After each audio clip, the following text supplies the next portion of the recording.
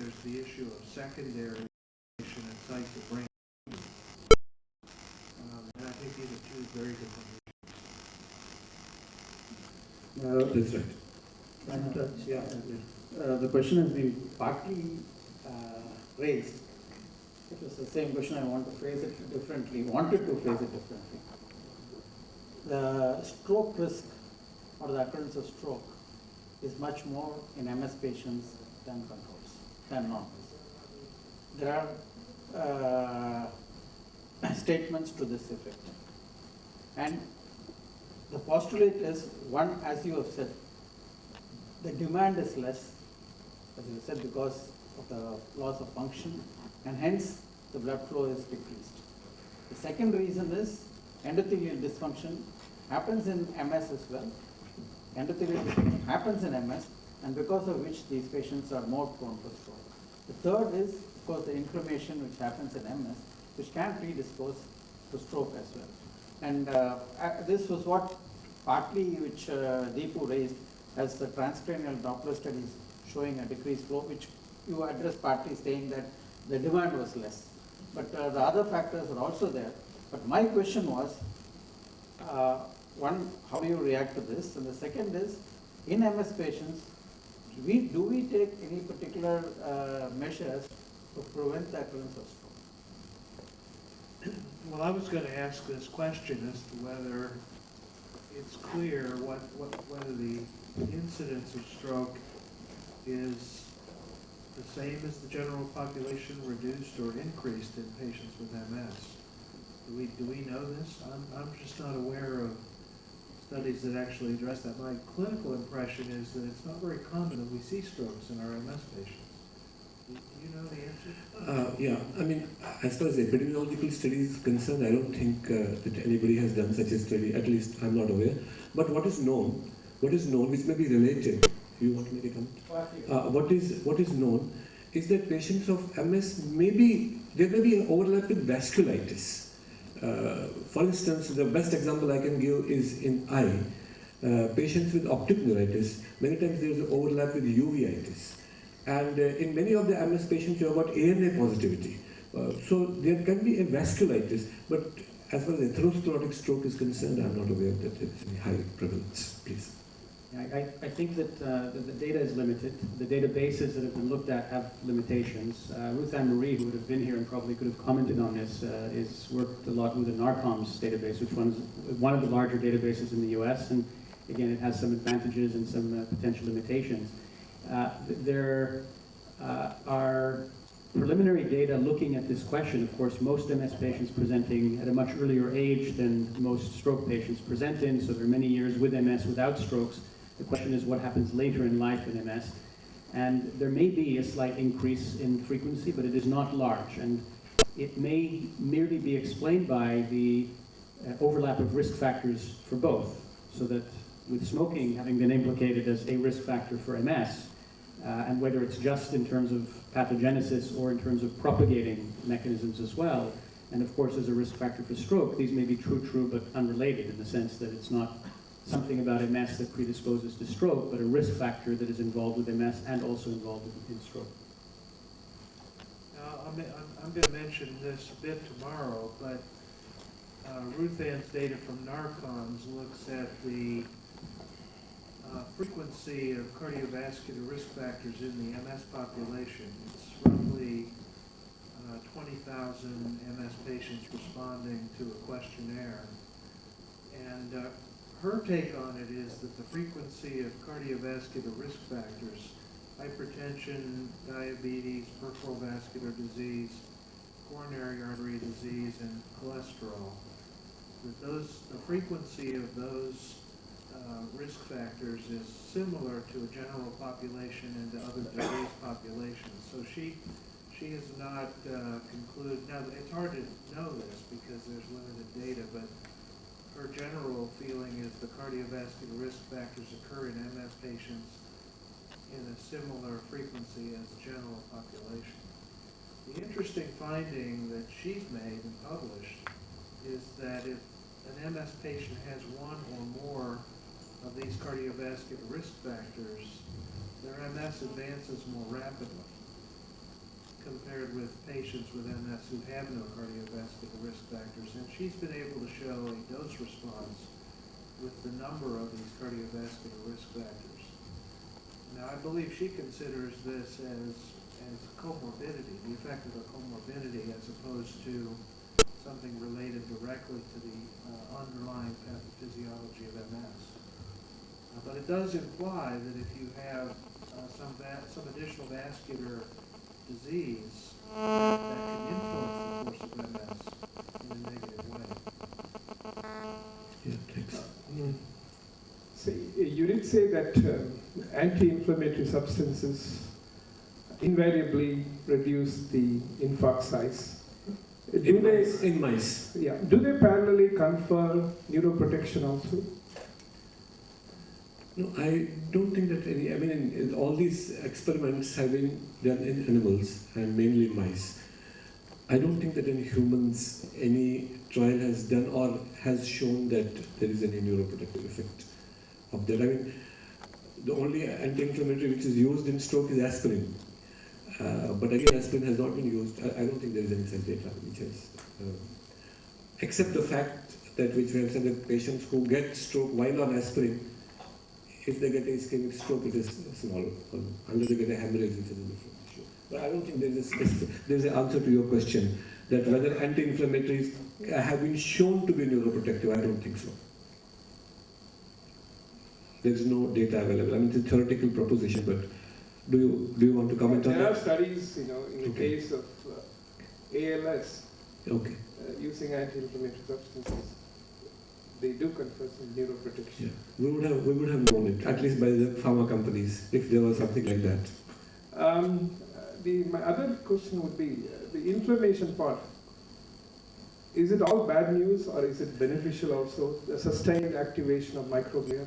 No, actually from the literature, it is not all bad news.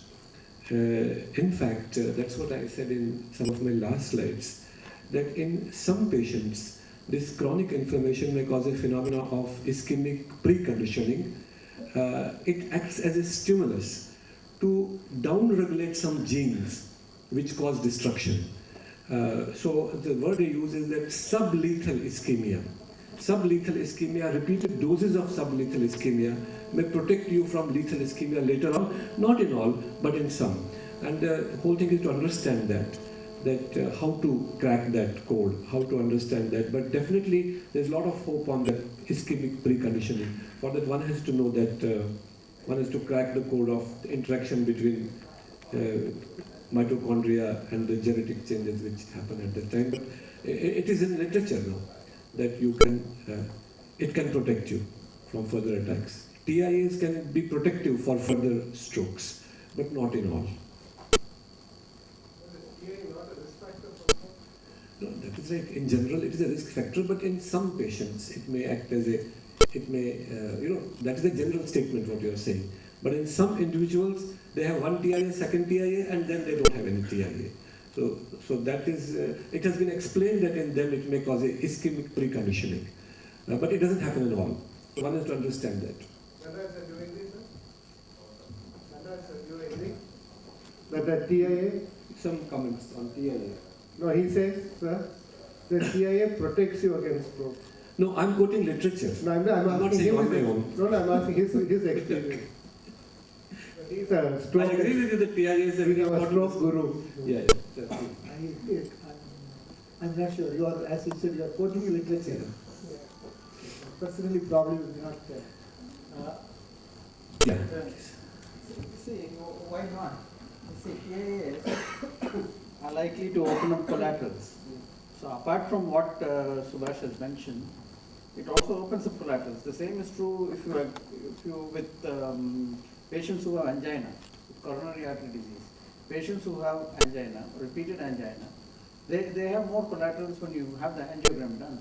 So people who have a TIAs are likely to open up more collaterals, so that a major stroke, I mean, once it happens, it could happen. But it's also possible, you said, partly at least. I mean, it won't change the fact that TIA is a risk factor for stroke that remains. But lenticular striated MCS are end artery. You cannot One get collateral on observation that. which we have made is, in TIAs, Most of the patients who develop TA develop a stroke within the first 1 week or 2 weeks. In case they don't develop a stroke, by about 1 month or 2 months, they don't develop stroke. They probably may not develop a stroke actually. I don't know whether it has got any clinical implications. No, I'm saying ventricular striate artery is an end artery. So even collateral will not help that much as what he was talking as a big artery. So that's why probably certain TIS it will prevent and certain it will not. I think that's right. That's correct. It's not an all or none. Another interesting paper which I saw in 2012, I don't know the exact thing, but when they compared stroke patients with and without obstructive sleep apnea, Yeah. they found that the inflammatory markers are much more significantly higher, especially interleukin 6, Correct. in those with OSD compared to those strokes without OSD. So, is it Yeah, something that's mediated true. by hypoxia? And Exactly, because OSA is a very potent hypoxic and ischemic stimulus. It will definitely worsen. They are at a higher risk of developing strokes, bad strokes, sudden death. But there is one last point. There are also some recent papers on stroke as an immunodepressant, stroke-producing immunodepressant, Oh yeah, that's true. reducing the immunity of the person, making them more prone to bronchopneumonias and other things. That's very correct.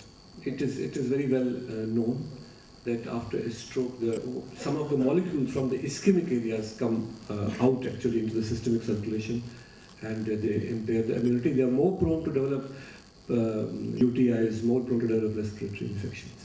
I think Dr. Krishnamurti is repeatedly looking at his watch. Stroke discussions will never end. We can go on till the whole night. Not at all. There is no time pressure because you're early.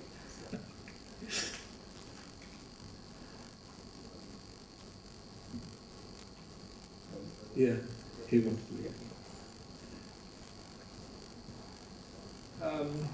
If you look at the biomarkers and if you compare stroke and MS, one molecule really throws up. I don't know the function of it. It's called chitotriosidase. Would anyone have any clue about this? Say it again, which one? Chitotriosidase. It's a chitinase molecule. I didn't come across it. Yeah, it's in MS. It's elevated, and stroke also it is elevated. It is secreted by microglia. More interestingly, we are doing some proteomics of ALS CSF. Okay. In that also it is elevated by 10 times. We just do not. It may be just a marker of tissue damage if it is in other. It's from microglia. Yeah. But it's very significantly elevated in MS and stroke too. I think this is a very developing field, very new field. People have just started understanding it. So it's clubbing them together, even neurodegenerative disease, stroke, and everything. No, this is just Yes, sir. maybe not be relevant. Yes. All of us know the role of steroids in stroke. Anyone, I think so. No, I'm just asking out of curiosity. You have an MS, acute MS. We give, one of the treatment is medical maybe anti-inflammatory, something like that. Anyway, recently, old, steroids are not supposed to be used too harmfully in acute stroke. Anybody has gone back again looking to this, particularly in view of this so-called anti-inflammatory effect. And I think these are these high-dose corticosteroids. Sir, I will respond, but I think Deepak also will respond after that. There was a conference which I arranged in stroke in 2002, and Deepak Pratim always takes challenges. So in a controversy, he spoke in favor of steroids, same thing, IV methylprednisolone, and nobody agreed with him. And he was very unhappy. But then he came to Chennai and sent me by email all the evidence which is in favor of giving steroids. I think limited studies which have been done, they have shown that there may be benefit also, but that benefit is neutralized by the side effects of steroids because of stress bleeds, because of propensity to infection. Otherwise, there is evidence that there may be benefit. But from this perspective of these neuroinflammatory markers and all, I don't think so. Nobody has done any trial like that. A huge big trial, particularly basics, nobody has given steroids to rats and then seen what is happening. And I was surprised why it has not been done. It is an important thing. Deepak, you want to talk on steroids and stroke? No, what you're saying is, if you're looking at the use of steroid and stroke without the side effects, there is a benefit. If you look at steroids and then look at the side effects, then the benefit is lost. But Yeah. if you are intelligent enough to prevent an infection and withdraw the steroid quickly, you can get.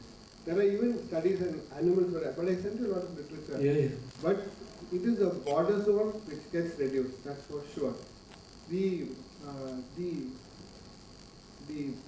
point for it was there is an adequate amount of inflammation going on in a vascular occlusion. Like what I told you, in demyelination you have inflammation, in vascular occlusion there is a lot of inflammation happening. Certain part of inflammation during a certain window period you can tailor, provided you prevent your GI bleed and infection. I think there is certainly some amount of rationale in what Deepak was telling. That's what I also felt. Anywhere else in the body, inflammation, except perhaps heart and brain. I don't think for a myocardial infarction we give steroids immediately. It's an anti-inflammatory or in the brain. But the rest of the body, any other tissue, we know that the inflammatory reaction, the scarring and residence circulate to prevent them exposure to brief duration steroids have been used and it's helpful. So I think probably the last word on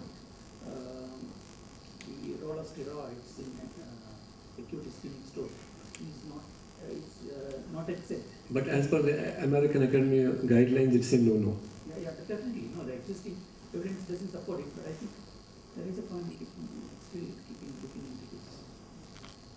And is there anybody who has studied the young stroke versus old strokes, inflammatory biomarkers? Because I feel that many young strokes could be due to there are etiology is different, whereas the older age, the chance of infections or inflammations are higher. So biomarkers in young stroke versus old strokes is probably also whether inflammatory biomarkers in these two groups. I'm not aware of any study. We are looking at biomarkers, young stroke, but not from the inflammation point of view. Yeah, Very that is a interesting. difference. That's very interesting. This is I'm working old versus so all the tooth infection, all this is probably more common in old age. So would you be comfortable in suppose you are giving steroids like an anti-inflammatory agent? Would you feel that from the existing information from animal studies and whatever human trials have gone and looking at that information, would there be any difference in the strategy of use of anti-inflammatory agents in older versus younger strokes? No, you see, I'll tell you, for adult strokes, so far I have not given steroids so far because I've been so much scared reading the literature that it will cause stress bleed, it will cause pneumonia, it will cause but in young strokes where there is no etiology of, particularly in childhood strokes where there is no etiology, I assume that there may be vasculitis and I give empirically. But in elderly strokes I'm a little scared because of the side effects. Because there is absolutely no support from the literature. I mean, everything else they are allowing, even heparin they are allowing, but steroid is a no-no. So that's why I have not used so far. Although I use steroids for encephalitis of unknown. See, even when we break the rules, we should have some rationale. For encephalitis of unknown origin, I give steroids all the time because I assume it may be some of the immunological thing. But strokes we haven't done so far. Maybe we'll do it, but not as of now. There has to be more of opinion generated. I think we had a very active discussion following the wonderful lecture. If there are no more comments or questions, I would like to thank Professor Bhaskar for this fascinating talk. When it comes to stroke, I think he's a number one person, closely followed by Deepak Natraj and all. There are lots of other people, but certainly it's always a pleasure to listen to Dr. Subhash. Thank you. So I thank NSIG also for giving the privilege to listen to the talk as well as to get this session. And over the mic to Dr. Thank you. Thank you. Couple of very quick housekeeping and announcements. and then we come back here for dinner thereafter. Secondly, apologies to both chairpersons. I think we started a few minutes early and we had to let you join. I do apologize for that. And thirdly, I think we have pleasure in honoring our guests as usual. A very exciting lecture by Professor Rudik at 9 o'clock tomorrow morning on the cutting edge of treatment. So look forward to seeing everyone here chirpy and early and bright, a few minutes before the lecture. Thank you.